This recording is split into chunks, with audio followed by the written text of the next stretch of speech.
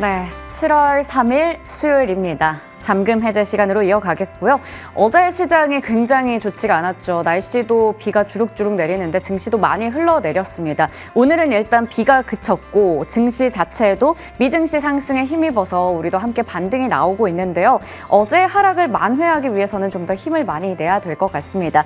오늘 시장에 대한 이야기, 종목 이야기 이분과 나눠볼게요. 레몬리서치 김민수 대표님 나오셨습니다. 안녕하세요. 안녕하십니까.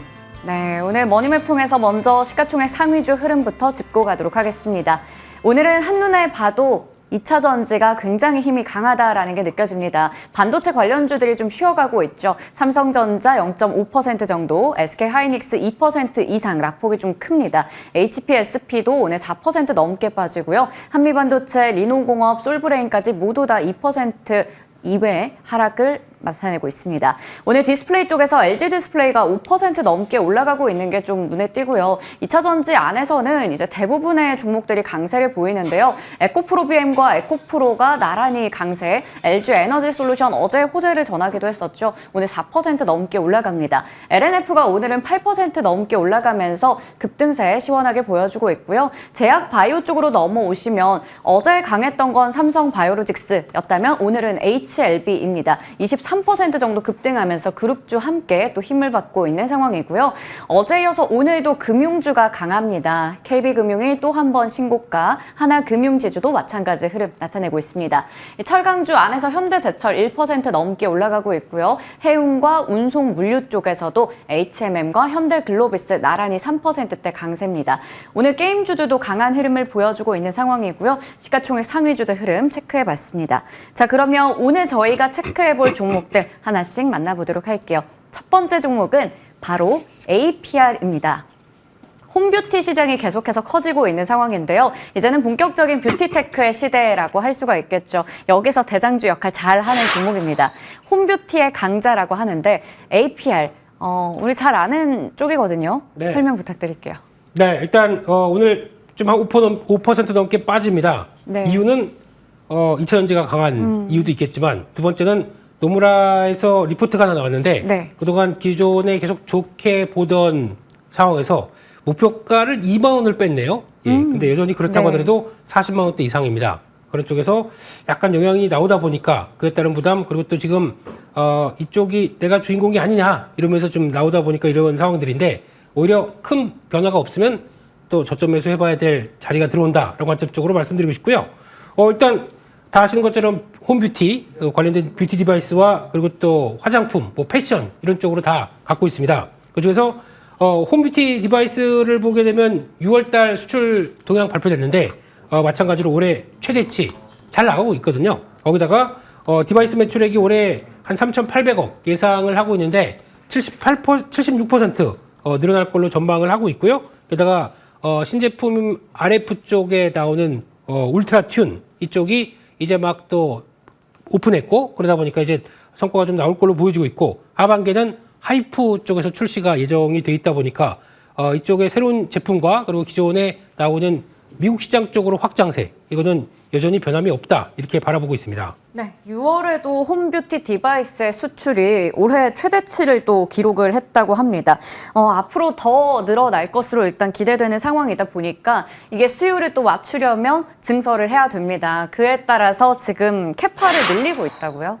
네, 그렇습니다. 일단 공장 증설은 항상 회사 입장 쪽으로는 네. 성과가 좋아지려고 하는 걸 보다 보니까 증설을 하겠죠. 네. 그런 쪽에서 평택의 2공장이 신설로 들어갑니다. 이 신설 2공장이 가동이 되는데 연간 240만 대 추가가 되게 되면 올해로 가서 이제 추가된 것까지 보게 되면 800만 대 캐파 쪽으로 바뀐다고 봐야 될 것 같고요. 그런 쪽에 확장이 들어갔었을 때 아마 이 부분이 좀 더 성과를 낼 것이다. 그러니까 즉 Q 확대를 이끌어가는 대표적인 설비 투자다라는 관점 쪽에서 이제 수주가 되는 만큼의 영역은 넓어진다. 이런 쪽으로 이제 봐야 될 것 같습니다. 네, 좋습니다. 평택의 신설 2공장을 가동하면서 연간 240만 대를 추가 생산한다라고 합니다. 그만큼 정말 이 기기를 쓰는 사람들이 많은 것 같은데요. 혹시 대표님도 혹시 써보셨나요? 죄송합니다만 보유자입니다. 네. 주식이 아니라 네, 기기 보유자신가요? 예, 기기 보유로. 네. 피부의 비결이?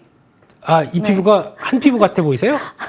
네. 알겠습니다. 예. 앞으로 열심히 쓰시기를 제가 예외도 있더라고요. 예, 좀 되시는 분과 안 되시는 분의 차이가 좀 크더라고요. 네. 좋습니다. 네. 그러면 이 제품이 이제 잘 팔리고 또 실적이 잘 나오면 우리가 기대할 수 있는 게 바로 주주환원책입니다. 네. 그쪽에서도 좀 두각을 드러내고 있는 것 같더라고요. 네, 최근 들어서 자사주 매입 기간으로 들어가 있고 거기다가 이번에 발표된 주주환원의 내용을 보게 되면 역시 잘 나가는 회사는 이런 거 잘 하는구나 이렇게 바라보고 있습니다. 순이익의 25%를 배당한다고 얘기를 했고요. 게다가 그 재원들을 자사주 매입과 아예 수강까지 하겠다라고 하게 되면 이런 부분들이 앞으로 기대할 수 있는 요인들은 높겠죠. 그래서 오늘 단순하게 목표가 하향에 따라서 충격이 나온다라는 것보다 그 외에 먼저 챙겨봐야 될 펀더멘탈한 상황들 나쁘지 않다라고 봐야 될 것 같고요. 그러면 뭐가 더 무게를 실어야 될까? 주가가 하락하는 거를 무게를 실어야 되겠느냐? 아니면은 재반 여러 가지 변수들이 좋아지는 거를 무게를 실어야 되겠느냐라고 봤을 때는 일단 그렇게 되면 주가가 빠지는 거는 기회로 보고 대응을 하는 게 맞겠다라는 관점 쪽으로 여전히 바라보고 있습니다. 네, 지금 4거래일 내내 밀리면서 오늘 5% 정도 낙폭이 큽니다. 그렇다면 이건 좋은 기회이지 않을까 싶은데요. 목표 주가는 어느 정도 보세요? 네, 일단 지금 매수가는 조금 조절하면서 보셔야 될 것 같습니다. 네. 지금부터 이제 어제 저가를 테스트하고 있기 때문에 그 정도에서 지지권을 마련하는지 만약에 못하게 되면 조금 더 흔들려서 내려올 수가 있기 때문에 약 한 34만 원대 부분까지도 열어놓고 대응하는 게 좋겠다고 바라봐야 될 것 같고요. 이렇게 되면 지난번에 보여줬던 고가대 라인들 한 47만 원대 부분 정도가 1차 저항권이라고 바라보고 싶고요.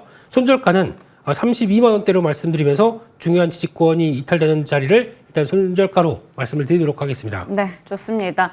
일단은 최대한 우리가 낮은 가격에서 매수를 해야지 또 수익이 커집니다. 그런 부분에 있어서 매수가 체크 잘 해봐야 되겠고요. 목표 주가는 47만 원, 손절가 32만 원 확인해봤습니다. 다음 종목으로 넘어갈게요. 어제 시장에서도 전력기기 그리고 전선 이쪽이 또 강한 모습을 보여줬습니다. 근데 하루 쉬고 또 하루 올라가고 이러한 패턴들 종목별로 반복되기도 하는데요. 효성중공업 오늘 볼게요. 전력기기의 호황은 계속된다라고 하는데 마찬가지로 지금 3대 변압기 회사들이 다 증설 이야기 올해 밝혔거든요. 네, 그렇습니다. 그만큼 앞으로 증설이 그러니까 사이클이 좀 더 길어진다고 봐야 되겠죠. 네. 증설 어설프게 잘못하게 되면 사이클 주식 같은 경우는 업황 안 좋을 때 오히려 독이 됩니다. 근데 그거보다는 지금 증설을 하겠다는 얘기는 사이클이 좀 길어지는데 그에 따른 쇼티지가 나오는 부분들을 충분히 끌어가겠다라는 입장이다 보니까 오히려 지금 시점 쪽에서는 나쁘지 않다라고 봐야 될 것 같고 효성중공업도 마찬가지입니다. 한 1,000억 정도 투자를 해서 공장을 증설을 하는데 두 군데 다 합니다. 미국의 멤피스 공장 그리고 또 경남의 창원 공장 모두 다 들어가기 시작해서 이제 생산 능력이 한 1.4배 정도 증가를 한다라고 하게 되면 앞으로 수주 잔고를 맞춰가고 거기다가 추가 수주를 받았을 때 오히려 좀 더 도움이 되겠다라는 관점 쪽으로 바라보면서 지금 시장에서 그래도 HD 현대일렉트릭이 꿋꿋한 모습들 쪽에서 효성중공업이 최근에 좀 많이 빠졌죠. 네, 이런 부분들에 대한 변화를 오히려 기대감은 남아있기 때문에 실적과 함께 돌파를 한다라고 하게 되면 지금도 그렇게 부정적인 자리가 아닐 것이다라고 바라보면서 이런 기회 요인들을 찾아보자 이렇게 말씀드리겠습니다. 네, 사실 이쪽 섹터가 많이 올랐잖아요, 상반기에. 그러다 보니 가격적으로 부담이 될 수도 있지만 앞으로 장기적인 성장성을 봤을 때는 더 갈 수 있다라고 말씀해 주셨습니다. 자, 그러면 두 번째 투자 포인트인데요. 인적 분할에 대한 이야기가 있습니다. 효성중공업이니까 중공업이랑 어떤 거랑 나누나요? 네, 이 회사가 그 네. 죄송합니다. 효성입니다. 네, 예. 효성. 효성중공업 네. 건설 부문이라고 네, 있고, 건설. 예, 그리고 네. 또 중공업 부문 쪽이 이제 변압기 관련된 전력기기 계통들이 있는 상황들인데, 네. 중공업 쪽의 매출 비중으로 보게 되면 60%, 그리고 건설 쪽이 40%. 원래는 이게 거의 비슷비슷했다가 건설 쪽이 좀 많은 때도 있었는데, 네. 워낙 중공업 쪽이 강하다 보니까 점점 늘어나서 오히려 이 부분을 건설 쪽을 좀 압도하는 모습들이 나옵니다. 네. 이런 쪽으로 나왔을 때 지금 건설 쪽은 분위기가 그렇게 좋지 못하겠죠. 그렇죠. 또 PF와 함께 여러 가지 건설에 대한 부담감이 나왔었을 때 이거를 끌어내겠다라고 하면서 약간 집중을 하겠다는 관점 쪽에서 회사 분할을 추진하고 있다는 점들, 인적 분할이다 보니까 건설과 중공업 쪽으로 나뉜다라고 했었을 때 그러면 중공업 쪽에 대한 집중도가 더 높아질 수가 있겠죠. 네. 선택과 집중의 전략을 쓰겠다라고 하게 되면 앞으로 기대는 더 높아질 수 있겠다라고 바라보고 있습니다. 네, 선택과 집중, 전력기기 쪽에 굉장한 또 호황을 보이다 보니까 이런 인적 분할 소식까지 전해지고 있습니다. 자, 그러면 마지막 포인트로 실적 볼게요. 이게 실적도 앞으로 계속 좋아질 거다라는 기대감 유효하거든요.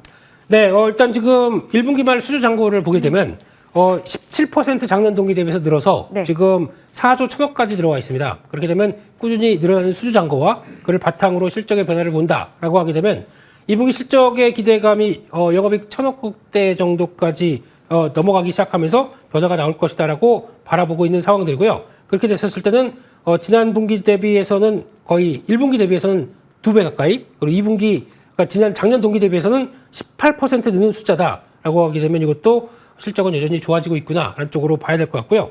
그렇게 봤을 때 변압기 관련된 종목들 쪽에 여러 가지 종목들이 있겠지만 한때는 재룡전기가 가장 싸다라고 봤었지만 재룡전기가 많이 올라오다 보니까 올라왔어요. 예, 밸류가 많이 올라왔었죠. 지금은 바뀌었습니다. 효성중공업이 제일 쌉니다. 지금 올해 실적 나오는 선행 PER 계산해 보게 되면 13배 수준으로 떨어져 있는데 이게 아무래도 건설 부분과 믹스된 부분들이 있기 때문에 좀 더 이런 현상이 나온다라고 하게 되면 이게 변화가 나오기가 시작하겠죠. 그 저평가에 대한 모습들이 실적 발표하면서 어떻게 바뀔까라고 하게 되면 그에 따른 기대감은 남아있다라는 쪽으로 바라보면서 대응을 해보셔도 될 것 같습니다. 네, 효성중공업도 지금 30만 원대인데 이게 제일 싸다라고 우리 체크해 볼 수가 있어요. 한때 또 연중 고점이 46만 9천 원이었습니다. 그때 대비해서는 주가 좀 내려와 있어서 저평가 매력도 있는데요. 그러면 목표 주가는 다시 전고점 부근까지 볼 수 있나요? 네, 딱 그렇게 돼 있네요. 이게 지금 이 정도까지 눌려와서 이제 좀 매물이 좀 소화된다라고 하게 되면 다시 한번 지난 고점대 부근 영역까지는 설정을 할 수 있을 것 같고요. 따라서 목표가 한 42만 원대 정도까지 바라보고 있고 손절가는 30만 원대로 말씀드리겠습니다. 네, 목표 주가는 42만 원, 손절가는 30만 원으로 효성중공업 확인해 봤습니다. 오늘 잠금 해제 종목들은 레몬리서치 김민수 대표님과 함께 풀어봤습니다. 감사합니다. 감사합니다.